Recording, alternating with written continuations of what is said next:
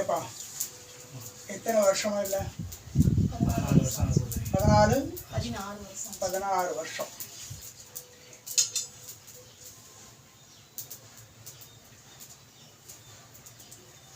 இடையில கலைஞ்சதாப்பா? கொஞ்சம் தள்ளி போச்சு. நாள் தள்ளி போச்சு. ஆமாம். இந்த மாவை கட்ட மடி வாங்கி மடி கட்டியிருக்கோம். இருந்து 90 நாளில் கரு உண்டாக்கி தரேன். சரியா? வேற வந்து தரேன்னா வந்து மடி கட்டிட்டு போப்பா. உடம்பு ரெடி பண்ணி கொடு. தொழிலுக்கு நல்லது. தொழில் நடத்துறேன் இன்னைக்கு மடி